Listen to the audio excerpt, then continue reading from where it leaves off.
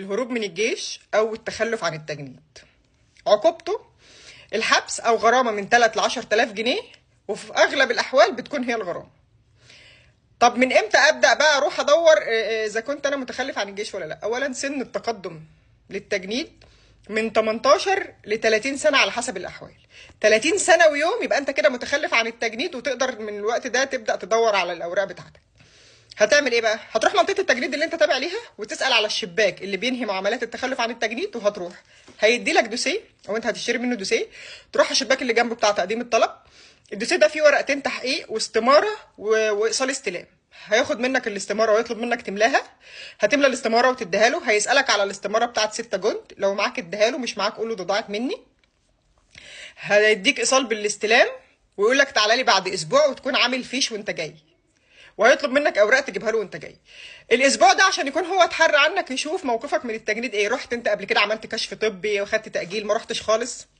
هتروح بعد اسبوع في نفس اليوم هيديك بقى هو التحري، وهيقول لك تروح لمكتب الامن تختم الورقتين بتوع التحقيق دول، وتروح لمكتب التحقيقات عشان يحقق معاك على سبب تخلفك عن الجيش. هو اجراء روتين التحقيق ده ملوش يعني ما تخافش، وغالبا اللي بيعمل التحقيق معاك هو بيجاوب على الاسئله، ما بيسالكش اصلا.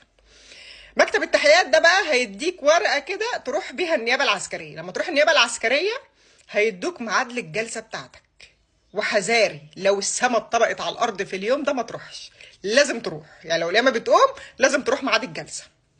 هتروح في ميعاد الجلسه تحضر جلستك عادي. هيجي القاضي لما يتنادى على اسمك هتقوم تقول له السبب اللي خلاك تخلفت عن التجنيد، وحاول ما تكدبش يعني، لان القاضي بيشوف الاف الحالات كل يوم والاف الحوارات والتاليفات يعني. حاول كده كده هيتحكم عليك بغرامه، ولو معاك مبلغ الغرامه يومها هيكون احسن. بعد ما القاضي بيمشي الجلسه بتخلص، العسكري بقى اللي هناك بينادي عليكم ويقول لك الغرامه بتاعتك قد ايه. هتدفع، لو معاك تدفع بتدفعها وبتاخد الايصال، وتروح بعد 15 يوم تاخد صوره ضوئيه من الحكم. تاخد صوره الحكم بقى بتاعك وتطلع على النيابه العسكريه، وبعد كده تروح مكتب التحقيقات تاني اللي حقق معاك ده فاكره يختم لك الحكم. بس بقى اي ورقه، الايصالات اللي بتدفع بيها الرسوم هناك، وصل الغرامه اللي انت دفعته، اي ورقه من الاوراق اللي هتعملها من اول مشوارك ده تصورها على الاقل 4 و5 صور، لانه كل مرحله او كل مكان هتروحها هيطلب منك صوره من الاوراق دي. هتبقى معاك مصور الوصل ومصور الحكم ومصور بطاقتك.